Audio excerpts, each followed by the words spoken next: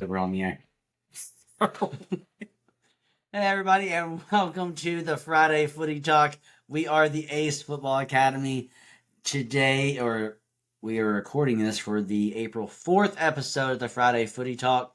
Coach, we spent the last couple of weeks focusing on the training aspect portion of the game. What do trainings look like? How do we train? What do we train? Kind of things along that nature. Thought we would dive into the game a little bit this evening, and I think what we're going to talk about is a lot of fun because we're going to get into our coaches talk, our coaches speak, right? Pre-game, halftime, and post-game. There's a lot of memes and TikToks and all the cool things the kids are doing right now where, like the kid gets in the car at the end of the game and the dad or the mom is like, hey, what did coach say? And they're like, I don't know. Right? They're like, I don't know. Right? I have no idea how true that is. So, I think this will be a fun conversation for us and for the parents that are listening.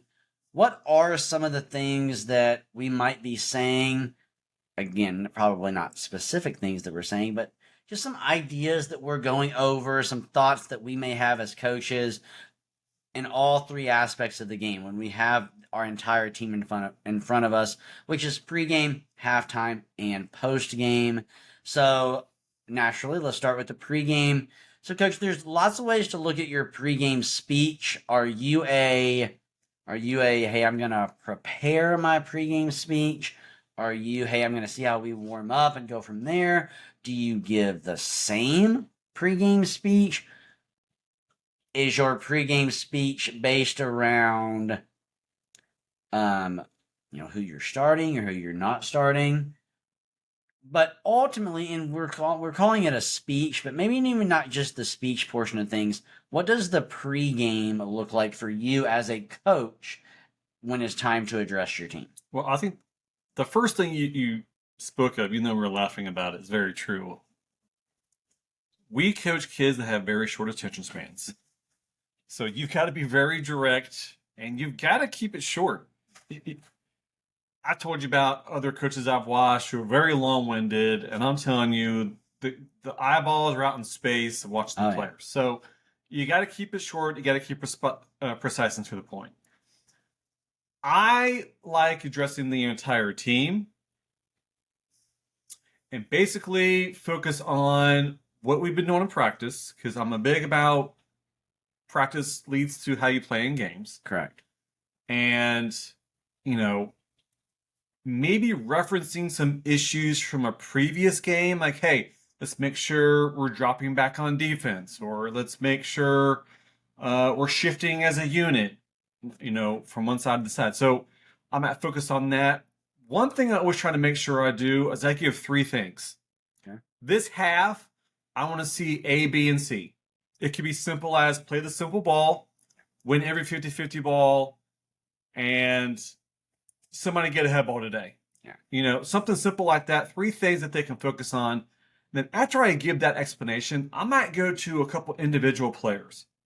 Hey, you're working really good at practice today. Let's focus on those 1-2 touches. Hey, your crosses were amazing. Let's put those crosses in the box in the game now. So let me cut you off for just a second. Sure. Because I want to make sure our timeline is clear. When we say pregame, the first time, like when you talk about, hey, here's how I want to see A, B, and C. Where are we talking about where are we prior to the game? So let's say your team shows up 30 minutes to train. Do you get them together at that 30-minute mark and they're like, hey, we're getting ready to go warm up for this game. Here's what I expect to see, so I guess ultimately, like, how does it look? Because you mentioned, yeah, I got you. I'm gonna have that whole group talk. And then I may also reach out to a couple individuals. So to me, that makes it sound like that your whole group conversation is even a little earlier, but prior to the game. It's really not. So when my kids are showing up, I might high five them. Hey, how you doing today? Hey, get a ball, start juggling. Get a partner, start passing. That's kind of how we're getting on. And then when everybody shows up, we're doing our pregame ritual of warm-ups, whatever that may be. I'd say probably within 10 minutes is when I'm doing my group talk. Okay. Because now they're warmed up. They should be in soccer mode. They should be ready to play a game. And now I've got their focus. Should have their focus. Right. What's going to happen here. And again, part of that reason is short attention span. If I catch them 45 minutes before the game starts, are they going to remember everything I just sent out to them? Half time they're not remembering what I told them 5 minutes before the game. So within 10 minutes, everybody's on the bench. We're talking about stuff. I give my speech. Everybody's on their feet, getting loose, waiting on the refs. Hey, Johnny. Hey, Ryan. Hey, Charlie. I'm giving some one-on-one tactical type of conversations right before the game starts. I guess I'm a little opposite of that. I very similar to you. Like, I give a 45-minute, hey, arrival time, right? And then 30 minutes before the game, I'm like, hey, Chris, let's get us into our pregame warm-up, right? Whatever that is. And so you all get it started. And as they're doing those things, that's when I start having my one-on-one conversations. And so I'll be like, hey, Chris, you're going to start center back today. And kind of remember, here's the things that we've worked on, right? We've been we've worked on building out of the back, finding that wing player. Can we find that? And so I do that as we start to go through our warm up. My final whole group speech is very similar to you. Depending on the arrival time of the officials, it's usually to me, a good official calls for captains 10 minutes before the game, right? That'd be nice. And so when that happens, that's also when I will bring it in, right? So my captains are doing their meeting, and I have the whole team's attention for the first time, right? Yeah. I've had my one-on-one conversations very similar to you. I have talked to everyone. I've said hi to everyone. And so we get into that portion of the thing. I guess my pregame speech I think our pregame speeches are very similar. Hey, remember what we worked on? Remember, here's our focus. I'm kind of like you with the ABC. Hey, I want to see A, B, and C. I give an A, B, and C, and it's usually like, hey, if you do one of these three things, we'll go get ice cream after the game, right? Because I've learned in all my years of coaching, there's a lot of good motivators. Ice cream might be the best motivator. And so we mentioned that, and like I tell them, hey, score first and win the game. That's ice cream. Score in the first 10 minutes. That's ice cream. Yeah. Score off a header. That's ice cream, right? So you put those three things on the table, right? Yeah. So that's kind of my pregame speech. So I guess before we move on to halftime, let me just get your thoughts on, is there ever a time, two thoughts actually, is there ever a time in warm-ups that you're like, okay, this is not going well. I need to pull us together. And I was going to interrupt you. Right now. Absolutely. We have talked about this previously on how to fix. When you see the warm-up, you're like, oh boy. This is not good. I've got 5 kids who are out in La La Land. Yeah. The answer to that is yes. Or I'm doing our first simple 5-yard passing drill, and we're chasing balls down every other pass. Right? Well, for me, usually when I was coaching the 2013 boys, they're 10, 11 years old. If I've got half the team laughing and giggling, they're talking about school, talking about someone's girlfriend, I'm like, all right, everybody bring it in. Where are we at? Yeah. What are we getting ready for? Okay, let's start acting like we're here for a game. We can do all that kind of talking after the game when you guys get home. But we're getting ready for a game. So yes, we as coaches know those triggers of, oh, this needs to change right now. So we need to bring everybody in. Let's get everybody refocused. And if somebody does, let me ask you this. Just like you said, I've got soccer balls flying all over the place. All right? You bring everybody in, you get the group chat, send everybody back out, you get everybody back into focus, but one or two kids. They're all they're kind of goofing off, not taking it serious. What's your move at that point? We've already brought everybody in. You stopped your warm-up. You brought everybody in. Everybody else is back on track, except for maybe 1 or 2 kids. What's your move from that point?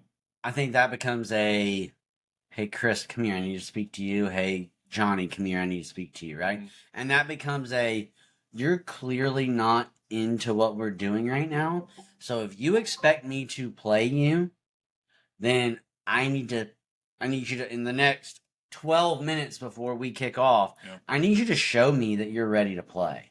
Yeah. Right? And then, I mean, how powerful is that, right? And I don't know. I probably wouldn't do that conversation alone. I might pull a captain over. I might pull an assistant coach over, and you'd be like, "Hey, you need to be here for this conversation." Well, let me ask you this: what if one of the players is a starter, one player is a bench player?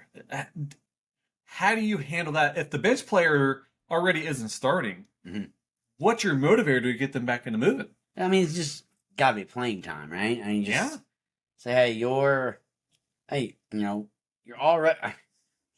I don't mean this, and I would never say this to a player, but ultimately, what you're thinking is you're already not starting. All you're doing now is cutting into that minimal playing time you're already going to get, right? And so you come up with better ways to say that as a coach. But I think that's the conversation you're going to have. I agree. Before we move on to halftime, Coach, I do have one thing for you in the pregame. Is there anything?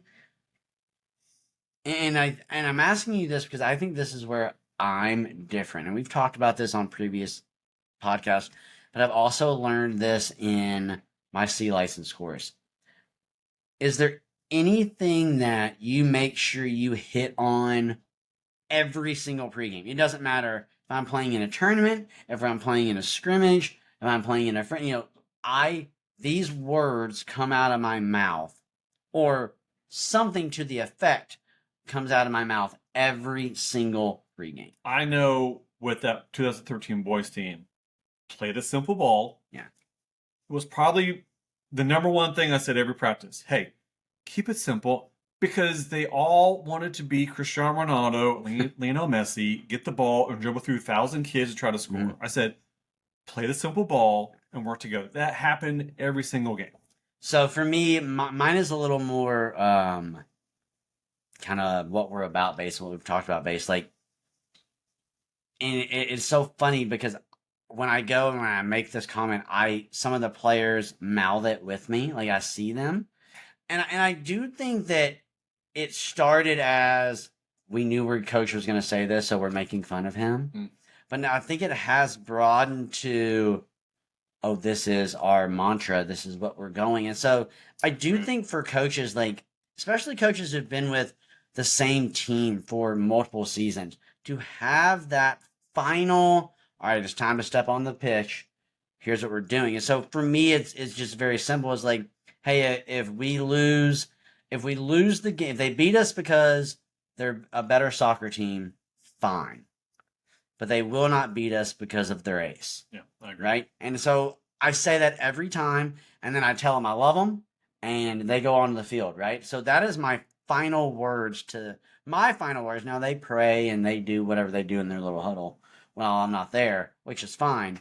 But I do think there is some importance to that, especially for coaches who've been with the same set, or high school, like school coaches, right? You've been with that same group. You're going to have that same core group for quite a while.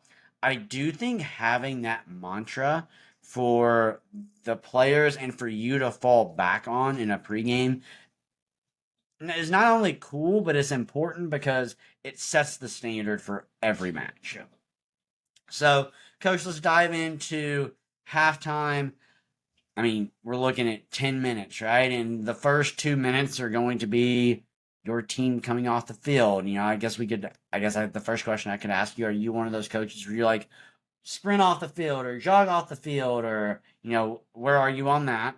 But also, by the time everybody gets over, everybody grabs their water, you have 6 or 7 minutes, and you don't want to talk the whole time. You want to give them time to get up, start getting loose again. So what does just in general, what does halftime look like for you? Yeah, I don't think I'm focused on sprinting off, jogging off, or anything like that. No. You just played a half, just come off the field, right, head up, and let's go to a certain spot and let's have our talk. One thing that I may not do it every game. I think I would like to do it every game. One thing that I got into was starting the conversation with the players discussing amongst themselves, what's happening, what's going wrong, what are we doing right, what's certain areas not seeing, what's the wing not seeing, what's the center mid not seeing. Hey, let's bring that up in this talk. So I think that's what I would love to see more often. And of course, a lot has to come with age groups. You can have 8-year-olds discussing that. But at these ages where they can comprehend what's going on in the games and they can fix their own problems, of course, I'm standing there with them, maybe off at a distance, or maybe I'm in the circle as well. But getting them engaged in that conversation is important. No, I agree, and I think that is so important, especially at. I mean, I don't know. Maybe once you move to 11v11, I did it with some of my 9v9 teams. You just have to kind of know who you're coaching, but that power of I don't need to be the first one to speak. Right? I need to let them talk because here's what I've learned. They're all sitting there together. They're waiting on you. It makes it eventually someone's going to say something like, "Hey guys, we need to work harder." Or, "Hey guys, we have to pass the ball more," or whatever it is, right? And then here's what I found, and this is to what you said. How often do you let your players just have that open conversation where you've not said a word at halftime, and everything that you were gonna say, they bring up? It's so important because number one, you see them. Number one, they're communicating with each other, and we know kids at that age between junior high, early high school, they're still learning to communicate with people outside of their family. So seeing them make that dialogue is so important to their development. But also, they're focused and engaged in the game. Yeah. It's not, oh, I missed the goal. Well, that sucks. Yeah. Or Johnny keeps making bad passes to me and it's pissed me off. Yep. They're having legitimate problem-solving conversations of, hey, hit me on that wing a little bit farther down the line. Yeah. Hey, I'm going to start cutting inside now because he's held me so wide. And like you said, it's things that I was about to say. Now I can walk in and just go over, hey, I love what you talked about. Here's what I see now in this half. Yeah. A, B, and C. And I think here's what's hard for the coach is sometimes, especially early on, and those junior high, those middle school conversations, a lot of times the way they have those conversations may not be the most productive. Sometimes it is, "Chris, you're holding the ball too much. You got to pass the ball," right?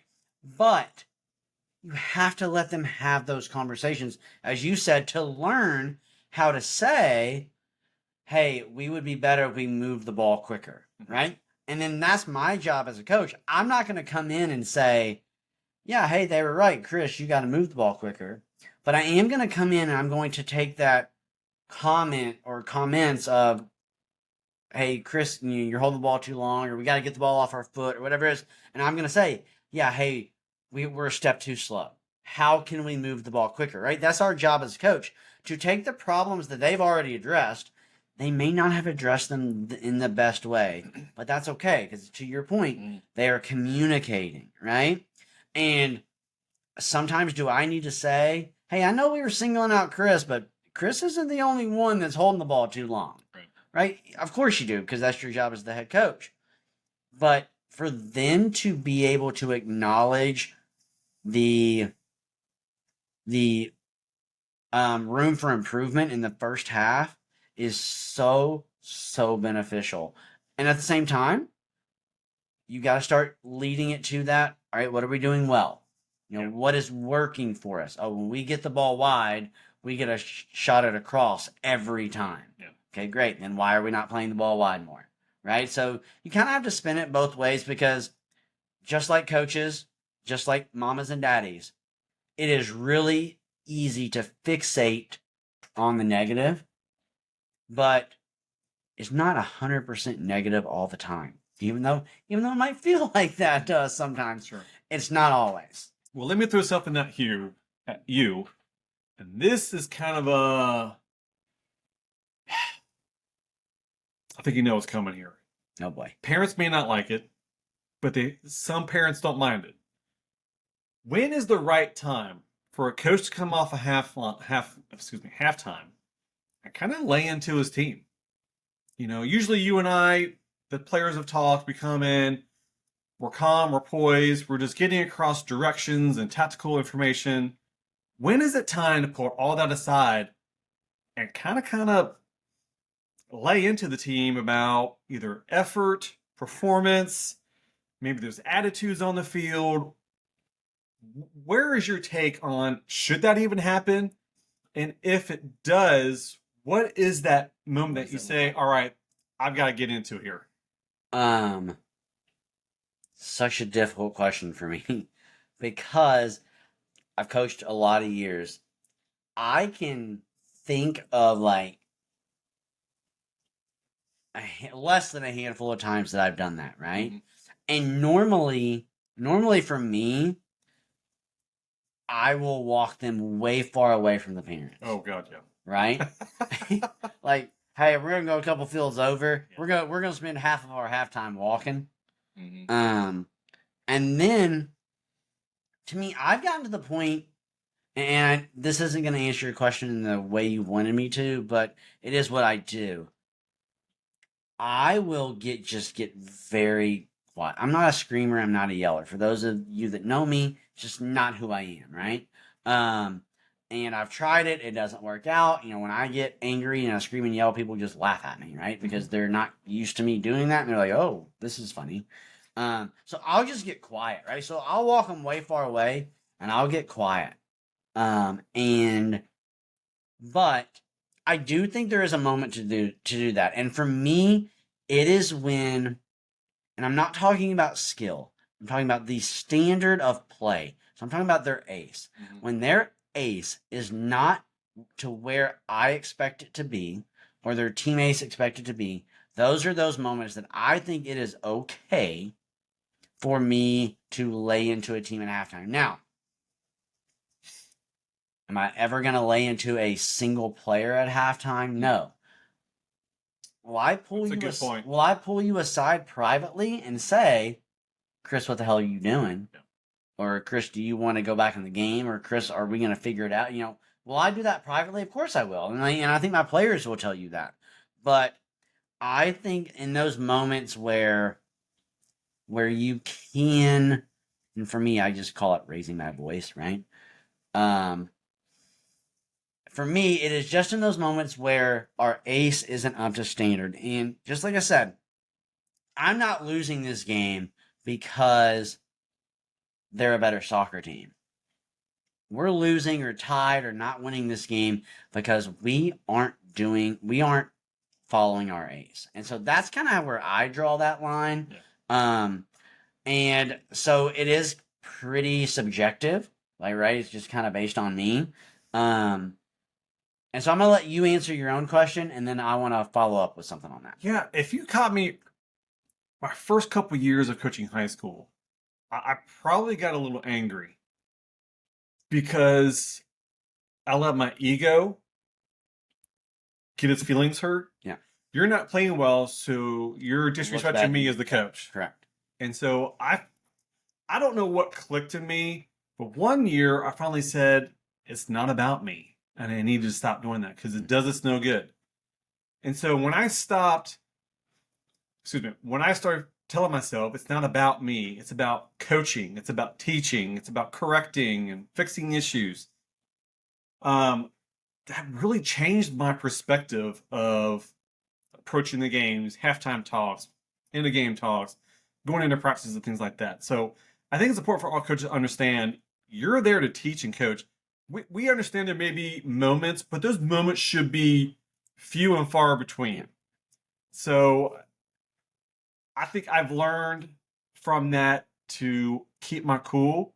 And just like you, from that point, my moments of losing my cool are on one hand. Yeah. Less than 5 fingers. Yeah, so. And like I say, when I walk them far away, I get a couple of messages from mamas and daddies that I am close to that are friends outside of soccer, right? And they're like, oh, you weren't happy at halftime. You walked them a long way away. And I'm just like, you're right, I wasn't happy. But ask them if I yelled. Ask them if, a lot of those moments, I'll walk them way far away. and then I'll walk away and I'll let them go at it, right? Yeah. To which brings me to my point. I think it is so important, and I know we coach youth soccer, and I know it's hard, but for me, in those moments that you're talking about, those moments where everybody's frustrated, right? And I say this to my girls all the time, whether it's in training or in a game. How much more powerful would it be for my right midfielder to step up and say, "Hey, we are not playing well. Yeah. We need to step it up, and here's how we're going to do it," right? Because it's going to mean so much more coming from her than it ever will coming from me, because they hear me say it all the time, right? They hear me say all the time, "Hey, we need to pick it up. Hey, we need to turn it up a notch. Hey, where's our ace," right? They hear me say it all the time. But if my number 9 says, "Ladies, this is not who we are. This is not how we train. Let's go." That's just going to mean so much more. And I think the teams that get to that level are the teams that take that next step. And this is a great episode, a great separate episode. How do you get to that level, right? Because I think I'm coaching 2 teams right now that if I could have a player on the pitch take charge, and I understand that sometimes when you do that, they say all the time, leadership is lonely, right? Mm-hmm. But if you were to take charge, and yeah, you're gonna look like a bitch, and I get it, but if you could develop that within your team, within the player side of your team, I think that's what takes you to the next level as a squad. Yeah. Coach, real quickly, let's get into post game. We have like 4 minutes left, which is perfect for me because I very rarely have a post game, and you commented this to me when you and I coached together. I very rarely have a post game that lasts more than 2 or 3 minutes, mostly because and it doesn't matter if you win or lose, they're not listening to you. That they are not listening to you. It doesn't matter if you just beat your rival 2-1 because they're already thinking, "I gotta go celebrate." Or if you lost your rival 2-1 and they're like, "This sucks. I need to get to my car," right? They're not thinking about anything you say. So for me, we talk about, is there anything you always say? I always open my post game speech with, "Hey, stop taking off your stuff. Look at me. I'm not going to keep you long. I never do." Right? And so I make sure I have their attention.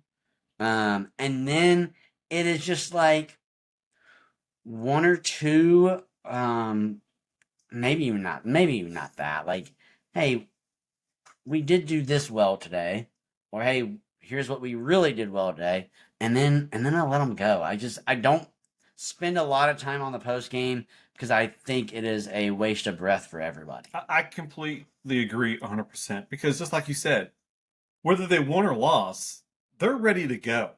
Mm-hmm. And they don't want to have their coach sit there and talk for 15 minutes. I told you this once. I was at a tryout for some 15-year-olds years ago, and the coach was finished, and he spent 45 minutes speaking to them. I'm like, man, they're done. Yeah. But I'm with you. It should be short and to the point. You can discuss the issues at your next practice and say, and that's what we're working on today, if that's what's on your list. And like to what we talked about earlier and what we joked about earlier, mamas and daddies, when they get in the car and you say, "Hey, what did coach say to you?" What do they? I don't know. I don't remember. Good right? game. That's all I remember. And so now there are kind of like that halftime talk you got to.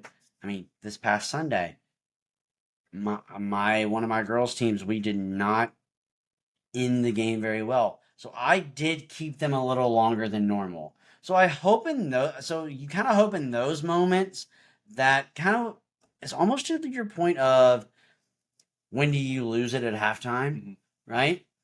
You kind of hope that it's also that same way at the end of the game. When I'm keeping them for, I think I do think I kept them for 8, 9, 10 minutes right after the last game. You hope that in that moment, some things you're saying are hitting home because their thought process is, Oh, coach is not happy. We are still sitting here. He never makes us stay this long, Yep. right? And same thing for mamas and daddies. Oh, Charlie kept you there for quite a while after that game. He never does that. What was the what was the conversation, Exactly. right? Um, and again, it's probably still, I don't know, I don't remember, um, but I do think there are instances where it is okay to break your traditions, but those moments have to be powerful. You can't lose it on the sideline every halftime, No, for right? sure. Because it starts to lose its Yeah. power. Mhm. You can't be a jerk at the end of every post game because again, it loses its power. Yeah.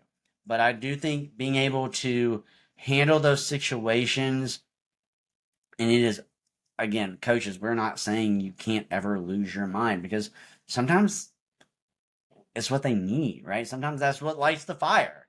How many times have we told player or how many times have players told us, "Hey, we need you to yell at us more." Right? I get told that all the time personally. But anyway, coach, this is a great conversation. I think we could go even longer if we wanted to.